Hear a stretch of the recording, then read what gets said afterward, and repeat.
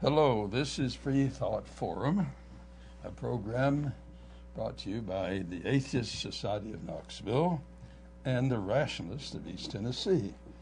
And we welcome you. All right. Joe Barnhart, I'm Faithless Forrest.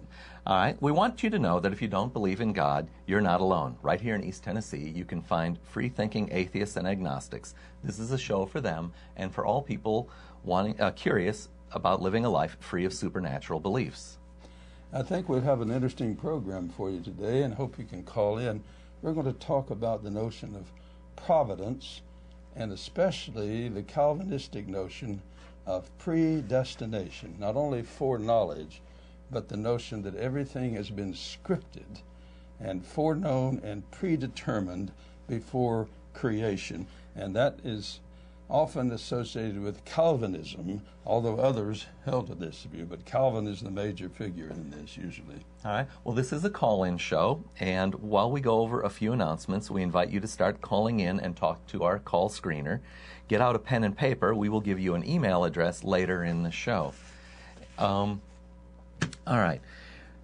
This program is sponsored by the Atheist Society of Knoxville and the Rationalists of East Tennessee. The Atheist Society of Knoxville has regular meetups this evening at Barley's in the Old City during happy hour, starting about now and continuing on until late in the evening. Look for the silver-jacketed copy of Richard Dawkins' God Delusion standing up on a table, and then you'll know you've found us. Also, the monthly activities of the Rationalists of East Tennessee. On the first and third Sunday mornings, there are lectures and lively roundtable discussion. The second Sunday is an afternoon book club. Next month, we will review 23 Things They Didn't Tell You About Capitalism by, and I think his name would be Ha-Jun Chang. Han Jung Sang. Okay. And you need not have read the book to attend, but of course it helps. The third Sundays, the third Sunday of this month, July 17th, is unusual. We have a visiting author, humanist, Jennifer Hancock. She will present a talk entitled The Pursuit of Happiness. It's the third Sunday of this month. The third Sunday, yes. And the subtitle's How Humanists Do It. The fourth Sunday, that's how I confused myself, I thought I was already there, is the Reflections Gathering. This is a potluck afternoon get-together, and it's usually structured around a topic. This month's topic is the opposing concepts of personal independence and the concomitant needs for interdependence. Did I get that word anywhere near right? Concomitant. All right. Yeah, and this notion of the pursuit of happiness that she's going to deal with, I read her material on that. It's exceedingly good. I wish every teenager could read it. It is very profound. Well, and perhaps we'll mention that the show, either the previous Tuesday or the following Tuesday, you will be interviewing Jennifer. In her, yeah. All right. Well, we have our In the News segment now, and I want to continue with our End of World Watch. We'd like to note that there are now just 101 days left of the tribulation, and if all goes as the people of Family Radio claim, we'll only get to say that 14 more times. All right. Also in the news is a recent CNN opinion piece by Rick Warren. The headline says, "Church is world's most powerful weapon against AIDS." Well, I'd like to say that it is true that churches are organizations made of people who can be led to act in the real world. Further, real-world help like changing bedpans is essential help for the sick. But I cannot let Mr. Warren's overstatement go unchallenged. He is wrong. It is the scientific medicine which is the most powerful weapon against not only AIDS, but all diseases. A reminder to Mr. Warren, centuries of churches, priestcraft, and prayer did not work against smallpox. It did not work against the plague. Centuries of prayer did not work against polio, measles, tetanus, hepatitis, rotavirus, diphtheria, pertussis, hemofluenza, pneumococcal, influenza, mumps, rubella, varicella, hepatitis A, and meningococcal and palamovirus-caused diseases. All of these are things that we've brought under control with modern science of technology and medicine. Modern medicine and natural science is and remains the most powerful weapon against these and all diseases. I'll further predict that Mr. Warren will avail himself of it when prayer fails him. Well, I don't think he was saying that, to be fair to him. He claimed it's the most powerful weapon we have. But let's try to find out what he meant, the way an anthropologist would if he were visiting another tribe now. All right. I think he is not saying that if you pray, you're going to cure AIDS. No, and in fact, on his website, he cited several things where they did real-world activities to mitigate some suffering, meaning the kind of things that you can do, but without the kind of real curative power, of course, that medicine brings. So let's assume that he's trying to make sense. I mean, you can always make someone sound stupid. You really can. I think what he was saying, unless he's just wacko. Now, there are preachers that are wacko, but there are people who are professors who are wacko. But I think what he was trying to say is in the churches, they try to train the young people, particularly teenagers, to not be engaging in sex. And that's a sexual transmitted disease. And that's all I think he meant to say. Well, he would probably have been pushing abstinence. But no to question. claim that the church is the most powerful weapon is an overstatement. That preachers like that tend to make statements. That's true. That is correct. But I don't want to get caught in the same trap. You see? All right. I'm challenging it as an overstatement, and I'll stand by that.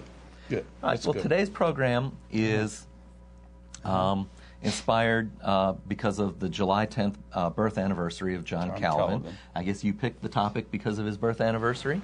Yeah, because John Calvin is a really profound thinker.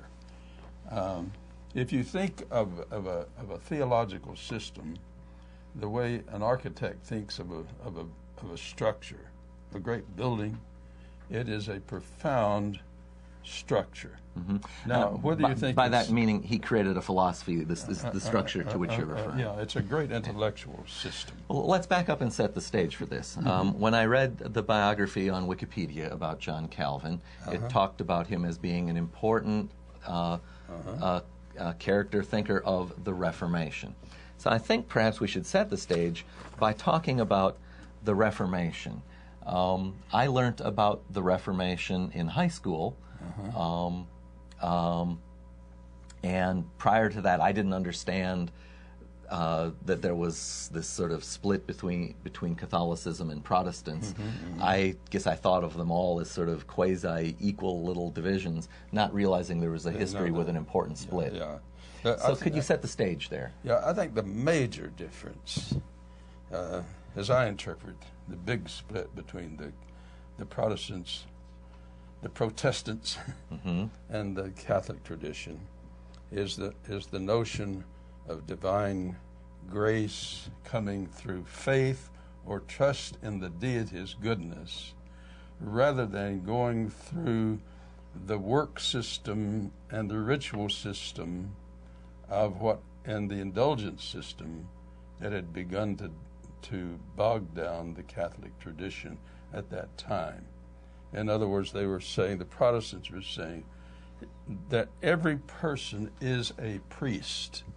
You see, you don't need a priesthood to mediate divine grace. It comes straight from the deity, and it comes in two ways, straight and through nature. Nature itself is a work of grace, and scientists then study the structure, and that's called general revelation. And they study the structure of nature, and this is how you see how God operates. Okay. And that, by the way, later some Christians developed the notion, if we just study nature and see that it's evolution, then we say this is the way God operates, through evolution, you see. Liberal Christians are capable of making that leap, whereas some are stuck with a word that they can't change because the book says it can't be changed. They're stuck back in the 17th century. Now, so Martin Luther was the important name associated with the real break that started the Protestant Reformation and nailing these theses of protesting on a church door in Germany, I guess. How would that have, I assume that happened before John Calvin came on the scene? Well, I think you could make a case that it was a broader movement than Luther. Luther was something of a triggering factor there in Germany, but you have Calvin over here in Geneva, and you have others, and partly in Italy. I mean, in other words, these things don't happen overnight, these kind of movements. You even have in the Middle Ages various seeds of the Reformation. And of course, the Reformation, people believe they went back to the book of Romans and Galatians in particular to get what they were recovering is the original gospel from their point of view, you see. All right. So, and from their point of view, then, it was liberation from a controlling priesthood, that the point of a priesthood was to be ministering. And so they should be ministers, not people who control the means of salvation, because if they control the means of salvation, then your whole future is in their hands. In other words, they have the opportunity to become very tyrannical. Yeah, it's a power grab. That's what it amounts to. And so this helps you to understand a little bit of Calvin against that background. He was trying to say the real control is in the deity, you see, and of course he got, in my opinion, carried away with this notion, and he read that aspect of what he was interested in into the biblical text, because part of it is there, but he didn't see the rest of the biblical text, because the biblical text is not one text. It's a collection of several authors, and modern scholars would say, and in fact, anonymous authors that have... Most of them are anonymous authors. We don't know who wrote most of what's in the Bible. So okay, now John Calvin was born in like 1509, and by the time he was something like 21 years old, according to Wikipedia, he had left the Catholic faith. So apparently he was raised in a Catholic environment. So I guess I was wondering if there might be triggering things that brought that about, either for him or societally. Okay, first of all, it's very complicated, but I think it was a kind of breaking up of the Roman Empire. See, Germany, you had a nationalistic movement, and part of this was, and you still have a national church, you see, in Germany. Okay. So these churches began to nationalize, pulling away from Rome. Rome was then a kind of power center. And so this was partly a political struggle, because politics and religion were bound up very strongly in those days. So if the Germans wanted to have a more independent political organization by creating this contention that the Roman Church was not to be trusted anymore, or flawed, that lets them have their independence theologically. They work together. All right. So apparently then, a big thing mentioned in Wikipedia was his concept of predestination. Yeah. And you've alluded to this several times. So what is it? Yeah. Can you define that better? Yeah. The notion is that there is a conscious supermind, superintelligence, that not only understands everything in the past, everything in the present, but Now, try to imagine this. Everything in the future, that is, every swerve of every atom, is already scripted. That is, it's foreknown. Now, many of the Christians held that it was foreknown, but what Calvin and some of the others wanted to say is that God not only foreknows all the future, he prescripts all the future. Okay. He predetermines, so that nothing that happens will go contrary to the script. Nothing can be by chance. There is no such thing as cosmic chance. So there is no coincidence throughout the entire universe. So a child that dies of a disease, it was going to happen. God decided it was going to happen. Before creation, that child's death and all the means, now this is important too, not only this goal, but all the means leading to that goal were prescripted. Just as a director and the writer of a script might get together and write the whole thing out and start directing it. And that's what Calvin, and the emphasis here is on control. Mm-hmm. So everything is under control. So is that something that he wanted to find as reassuring, or is that something that he was wanting to find? It almost seems to me that if he's done that, that then it prevents him from ever making a charge of blasphemy and trying to hold people accountable for that. Because of course we do know he did that. If he was here, that would be how I would challenge him.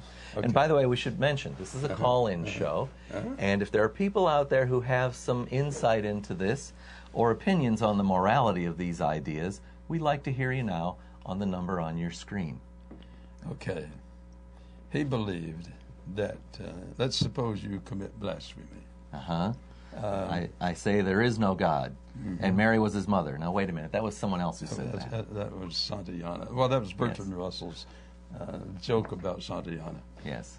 But anyhow, what Calvin is saying is everything is scripted. Now, that means if you blaspheme, you not only were predetermined to do that, you were also predetermined to want to do it. Okay. You see, so that you desired to do it. Mm-hmm. And therefore, Jonathan Edwards later on, who was a Calvinist but tried to refine it, defined free will as satisfying your wants. Mm-hmm. So you wanted to blaspheme, and so you did it of your free will, but your free will itself was scripted. You see, Calvin was pretty ingenious in that, as you can see, but it's still predestination. Okay.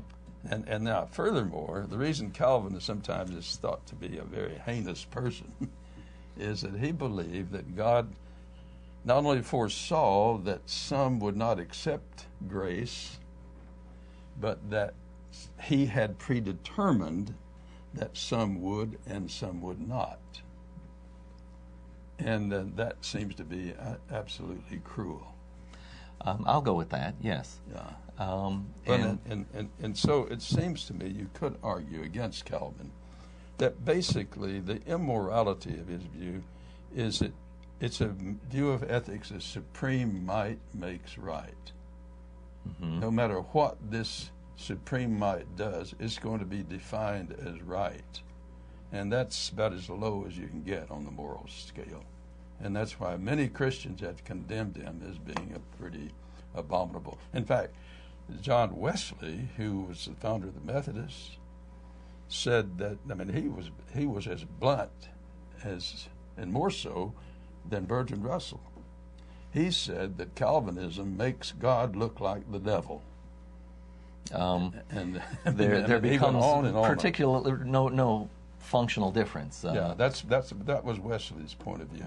And in other words, he thought this was an evil viewpoint, Calvinism. Now, this is a Christian, not an atheist. Yeah.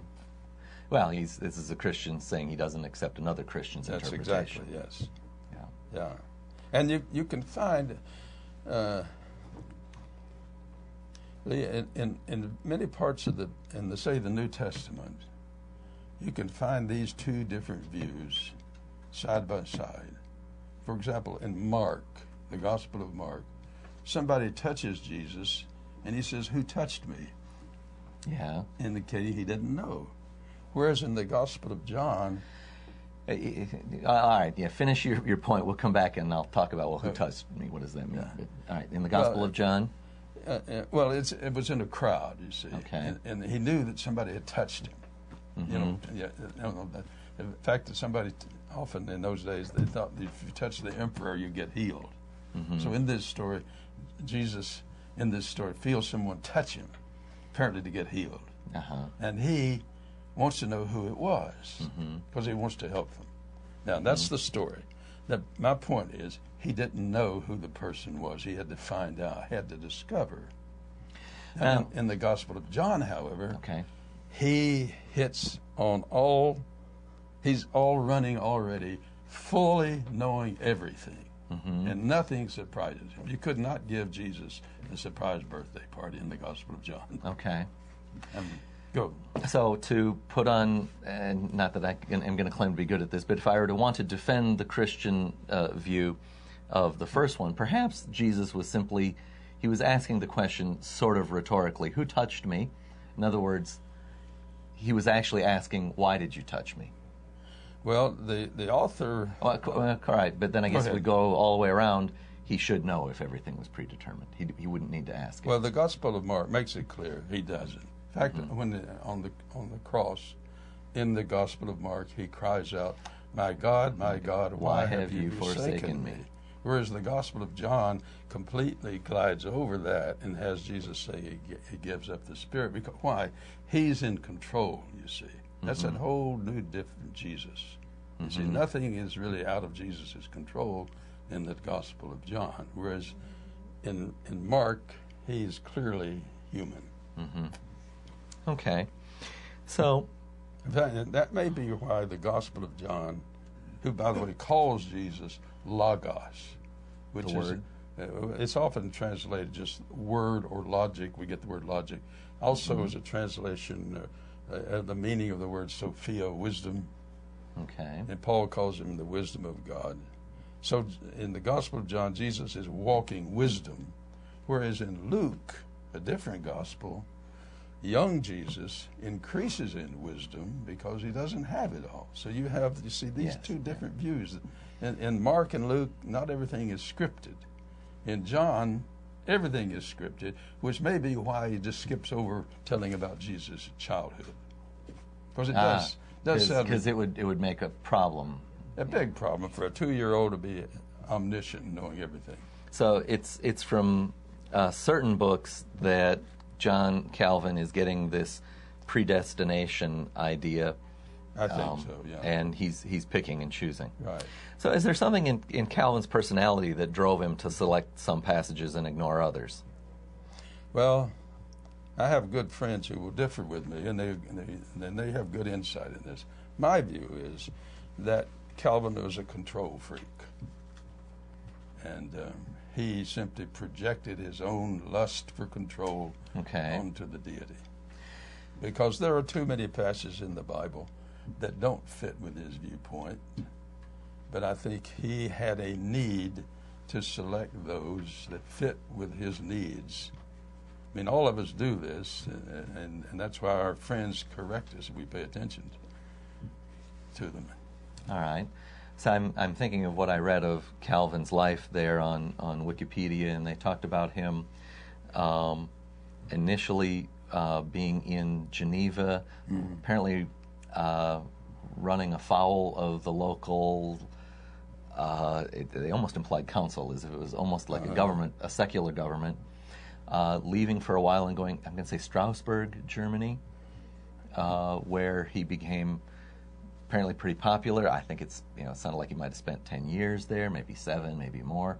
And then being asked to come back to Geneva. Apparently the political and or social climate had evolved in his absence, and they asked him back. Well, see, they had not learned yet what it took time for the Christians to learn, of church-state separation. I mean, that just was a new idea. They just didn't have it. We talked about Roger Williams later, you see. That's a century later, over in New England, developing that. He was Roger Williams was a Calvinist, but he also was a humanist. If you can put those two together, and I mean, it's kind of interesting. It's a big stretch. It's a big stretch. I guess you just got to pick and choose the right parts. Well, he said his view was that if you're going to be a committed Christian, it has to be you doing it and not the state. Okay. And so the only way to do that is separate the church from the state, and the individual in the church, having no priesthood, you see, making the decision. Okay. But that hadn't happened. And but still, among the Protestants, you still had this church state coming together with power. And Calvin, for example, personally wanted to execute people who had committed adultery. Mm-hmm. Now, by adultery is meant not adultery in the heart. Otherwise, there wouldn't be very many Christians around. But only those who had acted on those the who inclination. had acted it. He wanted to execute them.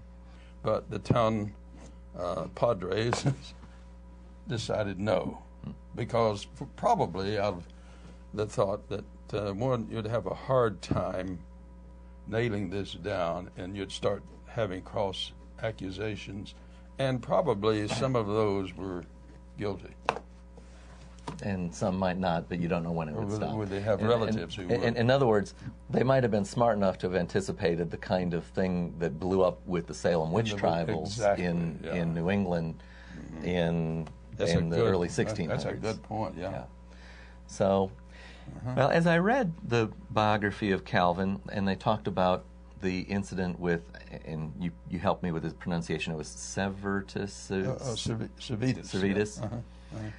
They alleged that he was eager to see Servetus convicted, but he didn't want to see that he wasn't necessarily after a death penalty, but that once the conviction happened, others, took that on, and that conflicted with other, I guess I just have to call them unsubstantiated accusations I've heard against Calvin. Okay, it's hard to nail down for sure. It may be that Calvin. I mean, Calvin grew up in a tradition in which heresy, and what Servetus was recommending was heresy. He was actually undermining the notion of the Trinity. I was going to say he was arguing against the Trinity. So from that point of view, that would have been called, there's no question that had been heresy. So in the tradition they grew up in, you get executed if you make that public. Mm-hmm. So the question is, what method do you use to do the execution? Do you behead him? Do you hang him? Or do you what? That's right. That's one of the debates that Calvin wanted to have a more moderate way of executing. Yes, beheading rather than the way rather than burning at the stake. He was executed was that he was apparently burned at the stake, and in one account, like the last copy of one of his books was tied to his leg. On another account, he was on a pile of his own books. Yeah. And that then raised the question of, well, did some of his books entirely perish?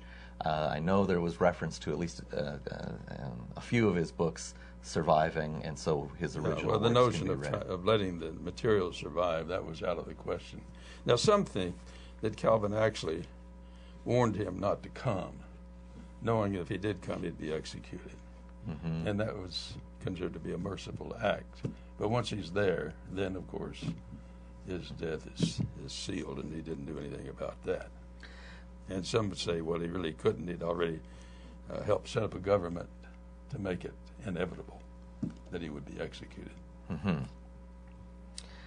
All right. Well, so when I spoke to you about Calvin, and this whole concept of predestination, well, then that sort of begs the question, well, aren't there some proponents out there of the opposite of that? Yeah. And Arminius and John Milton. Okay, and you mentioned this John Milton, whom I've not had a chance to learn much about. What I do know is that he came about a century later, so these people didn't overlap. These people were not having a conversation or a contest of ideas. And is that because, well, Christianity was evolving during the 1500s, and by the the early 1600s, its general flavor was different, and so John Milton comes on to a different stage? Yeah, Milton comes on right just not long after Shakespeare.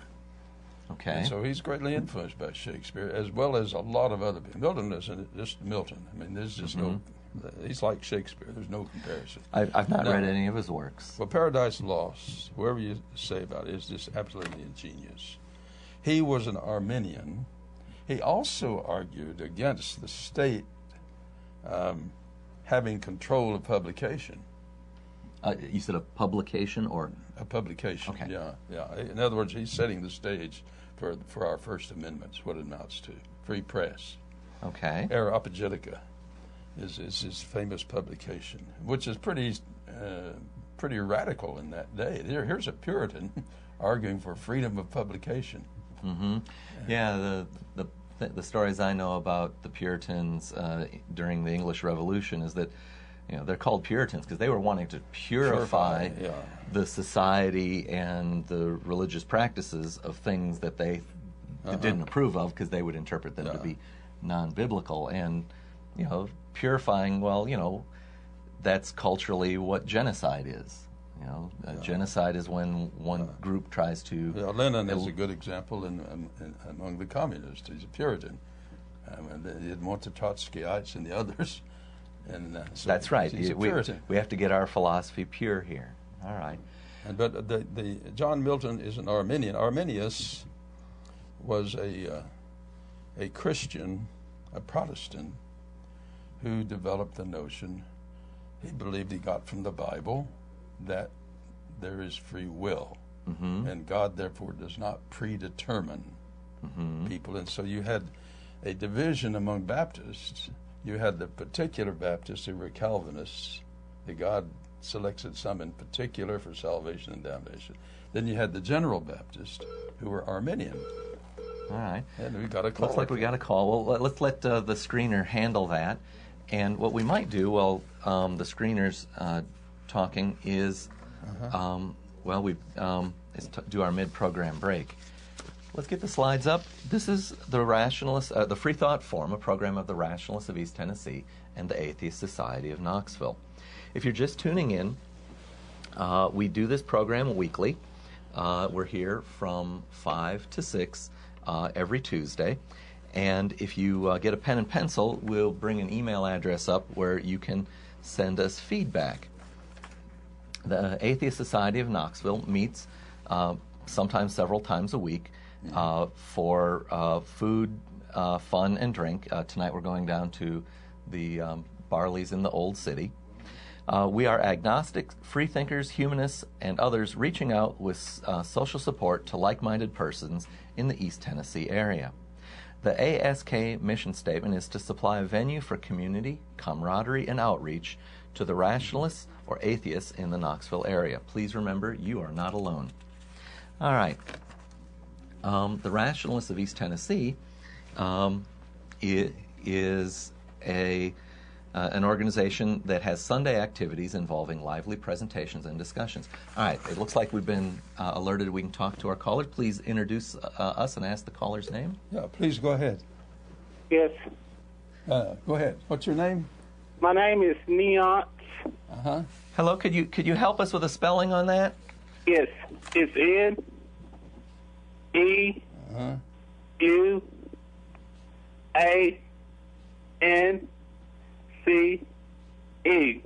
All right. Nuance. Okay, Nuance. Go ahead. It's Neon. Neons. And do you have a question or a comment for us on today's topic or our program in general? Yes, I do. I think that atheist people need to believe in God, that it's important that they should understand the word of the God. Okay. Well, thank you very much. All right. Well, thanks for calling in. We assume that you're concerned about our souls, and we think that that's very nice. But yes. But we don't believe that we have evidence for that, and so we generally would start this conversation by asking, well, which God do you believe in? Do you believe in Osiris, the Lord of the Egyptian afterlife, or Zeus, who threw lightning from Mount Olympus? Which God is it that you're talking about? Lord Jesus Christ. Okay, so that's the one that's the son of Jehovah, right? Yes, the son of Jehovah. Okay, and he would be like the God of Abraham, right? God of Abraham, yes, sir. Do you know that the Mohammedans think that that their God is also the God of Abraham? Is that the same God? No, sir. There's only one God, and that's the man upstairs. Okay, but the Mohammedans think that their God is also the God of Abraham. So how the problem I'm trying to get you to understand is that there's multiple pieces of evidence here, and we're trying to understand how to choose. So how did you choose to think that Jehovah is the one true God?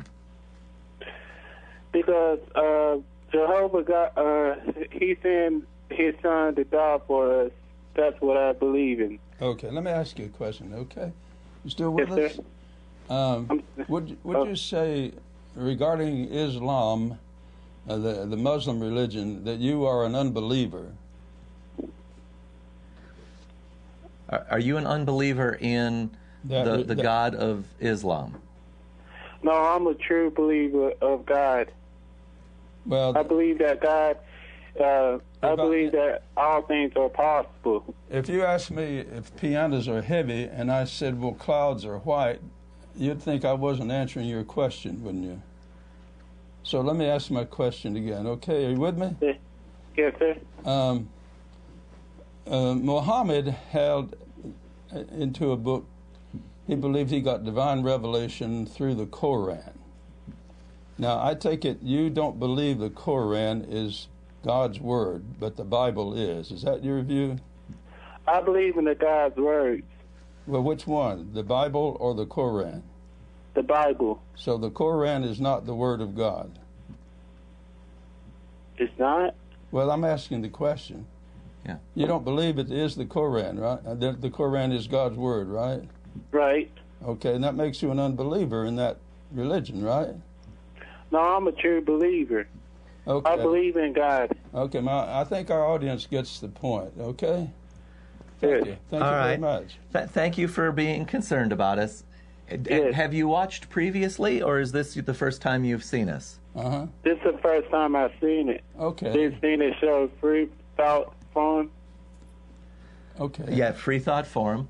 Okay. Yeah. All right. Well, thank you. We encourage you to read your Bible. Although we're not believers, we think that you should read this Bible, and please, as you do so, try to understand that we can't believe all of the things that are in here, and sometimes we find some of what's in here to be immoral. And as you read your Bible, and you find some things that you perhaps might not be comfortable telling a child, or us, if you called in to tell us about it, that it would embarrass you, please remember that that's the kind of thing that we don't think, that makes us not believe in this. All right? Yes. All right. Thank you very much. Thank you for calling, and we'll say have a good afternoon. You have a blessed day. God bless you. Thank you. Thank you. All right. Well, this is a call-in program. We have about 20 minutes left, and we encourage others to call in and talk about Calvinism, predestination, free thought. There's something about Calvinism. We're going to let him figure it. Here's something about Calvinism that might be interesting. I don't think he realized that one of the implications of his view, that poor Judas was prescripted to play his role to the hilt. Yeah, and his would be the most difficult role to play. The most difficult role. Yep.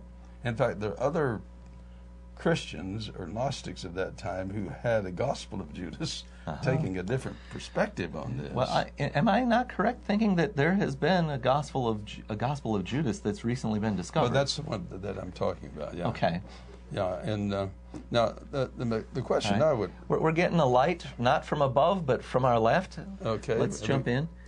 Welcome to Freethought Forum. Please listen to us on the phone and give us your name or a nickname by which we may address you. Joan. Hello, Joan. I'm Faithless Forrest, and Joe's here with me. What kind of question or observation do you have for us? Well, I have a few questions. Calvin was very young, I believe, when he finished his Institutes, which told what he believed. I think he was 29. I may be wrong on that. He was in his 20s. That's right. You're right. And I wondered how much of what he said was said because he was trying to leave the ideas of the Catholic Church that he didn't agree with. How much was just from thinking he was following the Bible. And the other thing, one of his other beliefs, the belief in total depravity really strikes me. I read a little bit about it recently in one of the translations of it, and he said because of the original sin, because of Adam's fall, man is totally incapable of doing anything except sin. I mean, he's by nature he's a sinner.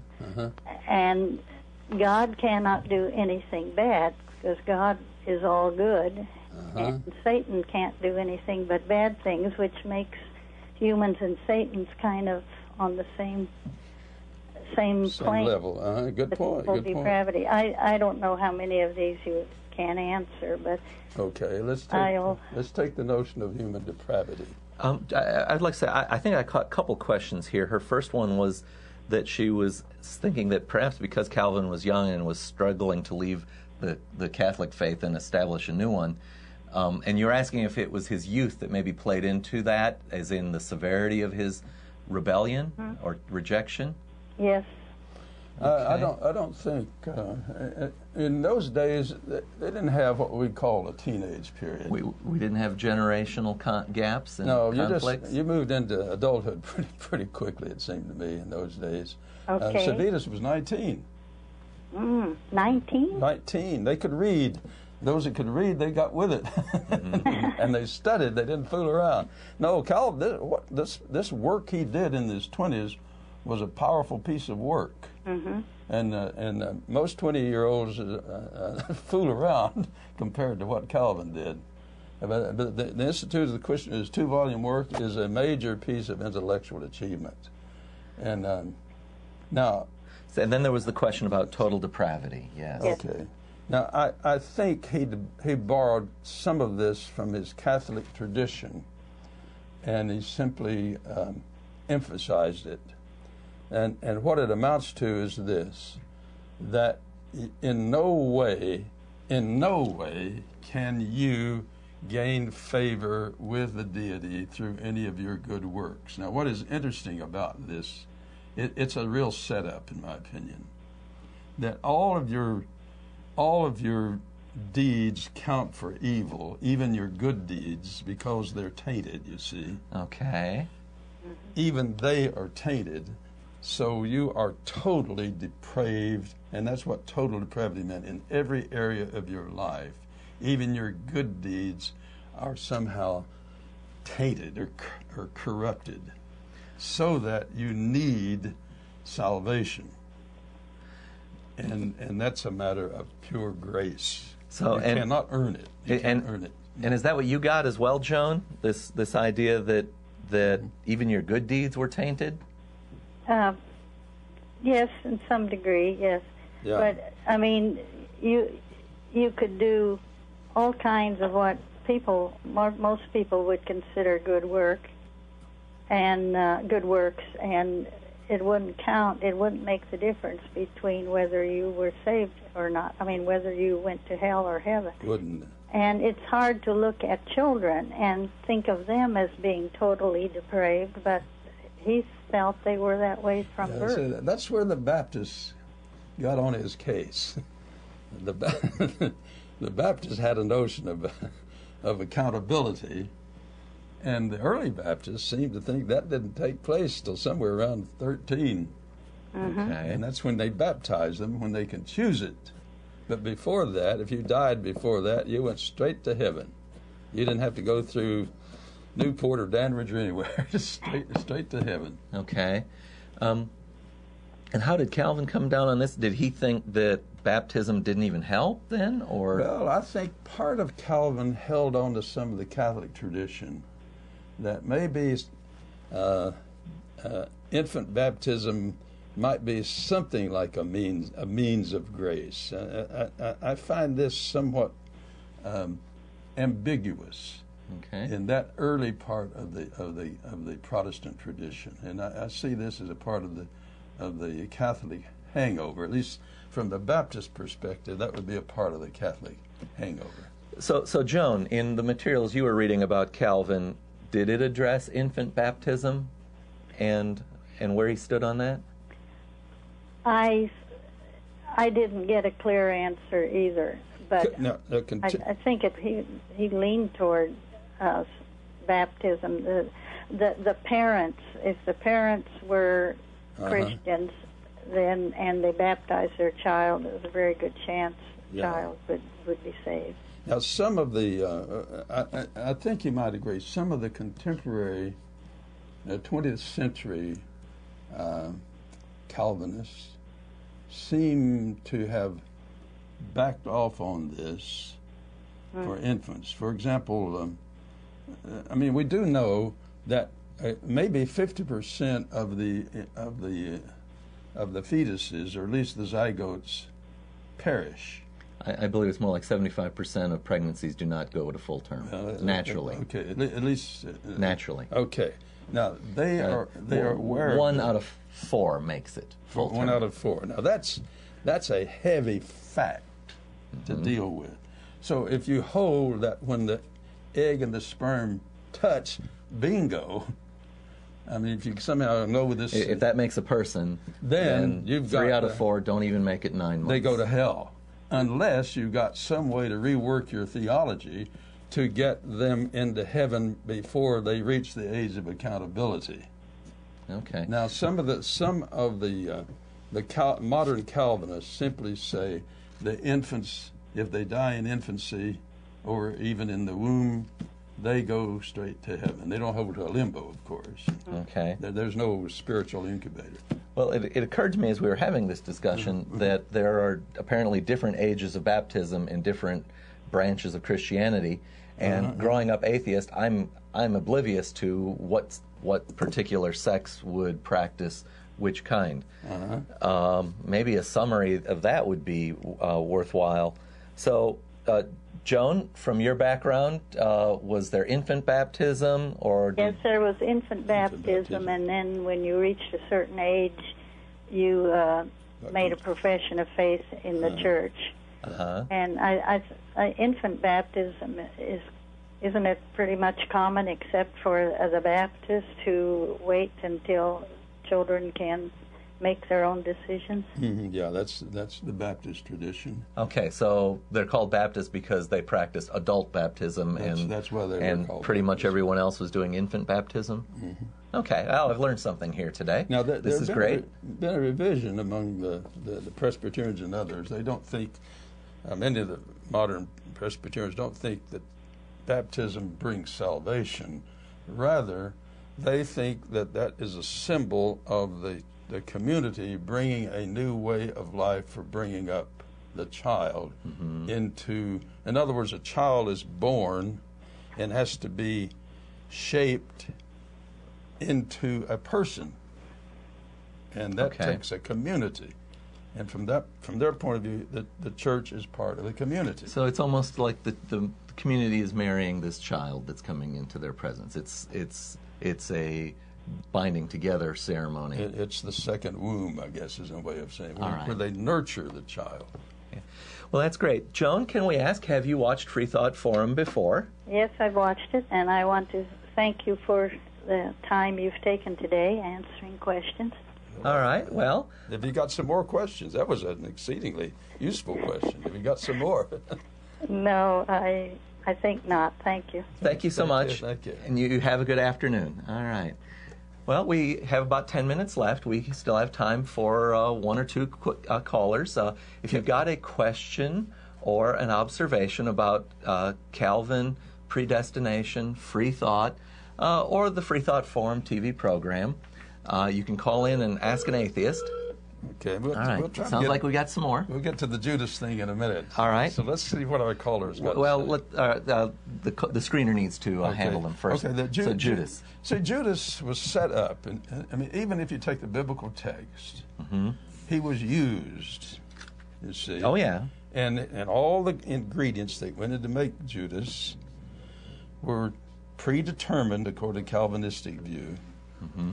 And on this, Judas was necessary to bring about the crucifixion. Now, the crucifixion necessary for salvation, but Judas is necessary for the crucifixion. All right. Well, our caller is ready. Why don't you ask the caller their name?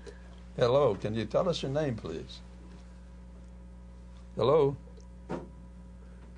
Hello. This is Freethought Forum. Are you hearing us? Yes, Mary Lou. Oh, Mary Lou, give us a question, would you? Or Hello. comment. How can we help you?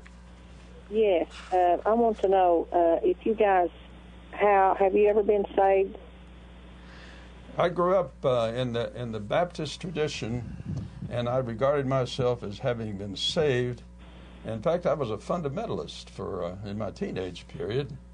So, and of course, in the Baptist tradition, you have once saved, always saved. So I know what you're talking about. And so from your point of view, yes. Now, if you're a Baptist, you would have a problem with how in the world could I change and still be saved.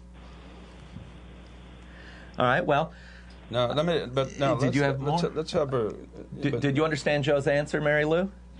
Yes. Okay. Give us some more comments to your question, would you? I'm sorry. I was hoping to answer the question, though. Go ahead.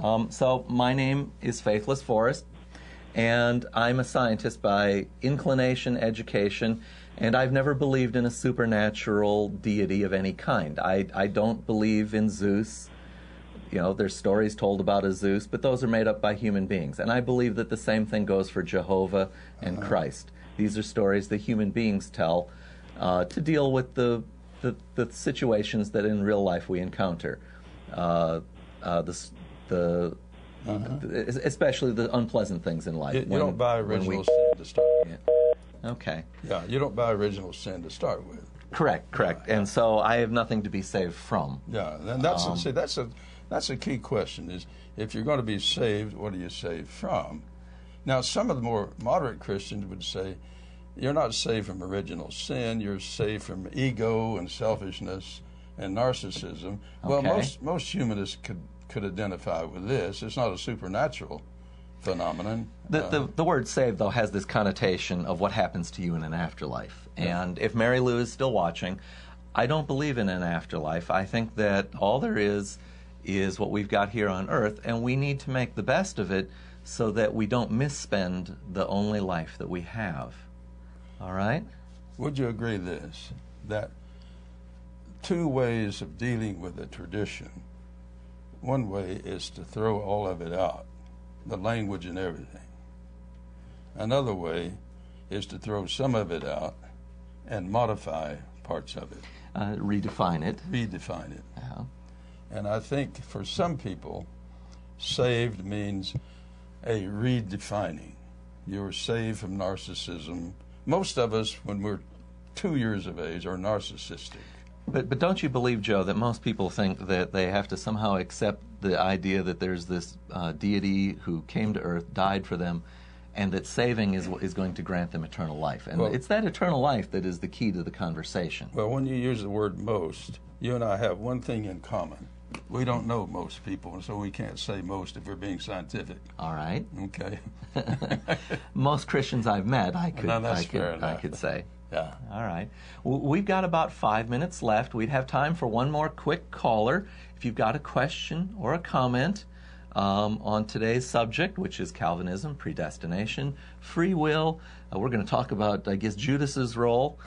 You've still got a few more minutes. Call quickly, though. Well, I've always thought if Judas had visited Jesus when Jesus presumably went to hell for a while, and Judas would have been there and said, "Look, I really did my part, and you suffered a weekend." A long weekend, 3 days. A long weekend, okay. And then you got glorified, and here I'm stuck. who really pays for the sin? Now, do we know that Judas has gone to hell? Now, actually, in the Bible, we know that he's depicted as hanging himself. I'm staying within the framework. All right, you're staying within the assumption. Yeah, that's the whole point. Yeah, go. Our caller is being screened here. Okay. Yeah. If you want to get out of the framework, then you don't even talk about Judas. All right. In the first place. All right. Yes. It does seem that by doing his job, he got the bad end of the deal. Yeah. All right. All right. This is Freethought Forum. Please give us a name or a nickname and ask us a short question. We're going to have to do about 3 minutes here. Go. Did you say Chuck? The German sociologist Max Weber wrote an important book called The Protestant Ethic and the Spirit of Capitalism, Max Weber, where he tried to explain why Catholics and Lutherans did not become captains of industry. And his thesis was that Calvinist theology notwithstanding, many Calvinists assumed that if you were success in business, that meant that was a sign that you were going to heaven. And because of this, that sort of made rich people especially likely to go to heaven. I wonder if you'd like to comment on that. Okay. Yeah, my wife wrote her thesis on Max Weber. Okay. And so let me, and it's more readable than my dissertation. So what Weber was trying to say is the Calvinists developed this notion of how do you know that you are among the elect? Okay. See, that's a terrible question. Yeah, I can see that. If you really believe that, then worrying about being already destined to go to hell would prey on your mind. So they would say, and here's their logic. Mm-hmm. If you are among the elect, then you're going to have external signs. You're going to be happy, you're going to prosper, you're going to do well in the community. And that's how this notion developed, you see, that if you do well in the community and prospering, that may be a sign. Now notice the word may be, because it wasn't absolute. It may be a sign that you are among the elect. And they're borrowing partly from the Deuteronomic tradition, the Old Testament, to buttress this up. That was a big problem among the Puritans in New England when they had a woman up there challenging this whole notion. We got about a minute left. Joe, Chuck, did that work on your question? Yes, thank you very much. Did you need to refine it or any? Okay. Well, we've got about we got time for 30 seconds back and forth here. If you got anything else, all right. Well.